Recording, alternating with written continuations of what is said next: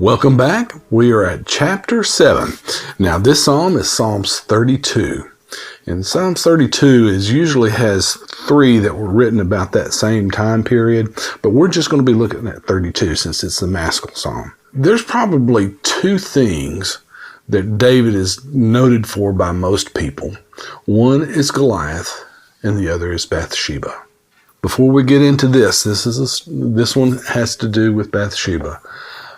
But I hope that by knowing the background and all the backstory to this, you're able to appreciate the psalm even much more. Let's begin with way back when they were coming out of Egypt. Okay, there are 5 requirements for a king. The first one, he had to be an Israelite. He could not be a foreign king. Second, he was not to acquire horses and chariots. Again, he should believe that the strength of his army is in God, not how many horses, not how many chariots he had. 3, he was not to marry many wives because that would take his heart astray from God. Number 4, he was not to compile a lot of gold. Again, his strength is not in riches, but is in God. And the last one, the king was always to carry a copy of the law on him. What does that have to do with our story? Well, David was in violation of rule number 3. As great as David was, he had a weakness, and his weakness was women. Now, we know the story about David and Bathsheba and how David saw Bathsheba bathing on a roof. We know that also that David had her husband killed. But the story and the sin becomes a lot worse when you know about Uriah. That's Bathsheba's husband. Uriah was not an Israelite, but he was a good person. There had to be a level of trust in him. If he was to live close enough to the king where the king could see his rooftop, that means that he had to be trusted because not everybody could live that close to the king. Uriah was also one of David's mighty men. Now, let me explain a little bit about what a mighty man was. Now, at this point in his life, David had a vast army. And he had 30 captains over different divisions. Those 30 captains were called his mighty men of valor. And Uriah was one of them. Throughout the story, you could tell that he didn't want to take advantage of his leadership and do things that his troops wouldn't be allowed to do. He was one of his men. And the last thing that we need to know about Uriah is that he loved his wife. He loved her. We can tell by the story of the prophet, and we'll get to that a little bit later, but he cared for her deeply. One of the other people we need to know about is a prophet named Nathan. Nathan was a pretty close ally of David. How do we know this? Well, one of David's sons was named Nathan. Nathan had a history with David. David wanted to build a temple, and Nathan thought that was a good idea. But then God spoke to him, and Nathan had to go back and tell David he couldn't do it. Nathan was outspoken, but also he was aware of the king's power. Now let's talk about the sin for just a minute. The obvious sin is that David committed adultery with Bathsheba. The worst part of it is the cover-up. Now, one of the characteristics of a mighty man is that he could turn a battle by standing his ground and fighting. They could kill 1,000 men and turn the tide of the battle because the others would see him standing their ground, and then they would follow. So what David did is that he had the chief of the army, that would be Joab, to take Uriah to the battlefront and then withdraw from him. Uriah, being a mighty man, even if he was withdrawn from him, knew that he could turn the tide of battle by standing his ground and not retreating. So when Joab retreated from him, he knew that he was supposed to stand there and stand his ground. That's what they did. And yet he was killed. So David, in trying to cover up his adultery, because at this point Bathsheba was pregnant, had Uriah killed. And that was what was so grievous. So David, after Uriah was killed, he was having a banquet, and Nathan came to him and confronted him with a story. He said there was a man that had a sheep, lamb that he loved. He kept him in his house. It slept with him. And there was another man who was very rich, had 100 sheep, and had visitors which came to visit him. Instead of taking one of his sheep, he went and took the sheep of the man that just had one. David became so furious over the story, he said that man should pay for the sheep 4 times over. And then Nathan said, "You are that man." Now I can tell you, I've often wondered how he would have said that. And as a young man, I could see him thundering, "You are that man." However, with age, I think it's probably more kind and tender, because God is kind and tender. And he would have convicted David by saying, "You are that man." And David was struck to the core. There were several consequences that God gave to Nathan to tell David. And one of the consequences was that the sword would never leave his house. And by the sword never leaving his house, that means David's kids would be fighting with each other and killing each other. And they did. And that statement that David made about paying 4 times over, he did. But we'll get into that in this next chapter.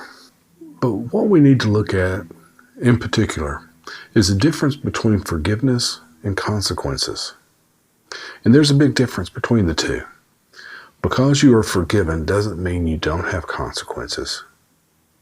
I'm amazed when I hear stories of how parents forgive drunk drivers who have killed their children. Or like the young man in Dallas who forgave the woman that shot his brother on accident, but his brother still died. The consequences of what we do will remain, even though we're forgiven of the sin. We can be forgiven of robbing a bank, but we still go to jail. When we look at what David did, God forgave him, but he still had consequences. And that is true today. We are so blessed to be able to be forgiven, but that doesn't relieve us from the consequences of our sin. This psalm is a lot about being forgiven. But there's something that we need to talk about before we get into forgiving, is that there's a phrase out there that we have to forgive ourselves. And I want to just say that's bad wording. Because forgiveness is given by that person, that entity that has been offended. And to forgive ourselves is usually what we'd say when we're telling ourselves we've gone too far, or we did too much, or we don't deserve it. We don't deserve forgiveness, but God gives it anyway. We don't deserve to be forgiven of the things we do, but God gives it anyway. What should be said, instead of you have to forgive yourself first, you should be saying, I need to allow myself to be forgiven. Because that's what's happening when you say, I can't forgive myself, is that you're not allowing yourself to be forgiven. God forgives, and it's his choice who and what he forgives. It's not our choice whether he forgives us or not. It's our choice whether we allow ourselves to be forgiven. When God forgives, what should be the state of our heart at that point? Charles Swindoll had a quote which I love, and I love to repeat. But he says that a contrite heart makes no demands and it has no expectations. And that's the attitude that we should come to God with. If our heart is contrite, we can't bargain, saying, well, since God forgave me, then I can do this or that. Or, since God forgives me, then everything is okay. We don't have any right to expect anything in return for our apology. We don't have a right to make any sort of demands, especially with God. Those demands may come in the form of, well, if you'll forgive me of this one, I'll never do it again. Well, I'll never do it again is an expectation or a demand. Forgive me. And we don't have a right to do that. Another point that we need to acknowledge of what the state of our heart should be is that we need to come from a place of brokenness. He wants us to do this willingly, without the feeling of being forced, because there's no alternative. God wants us, and he says in this psalm, he wants us to come to him not like a horse or a mule that has a bridle and is being led.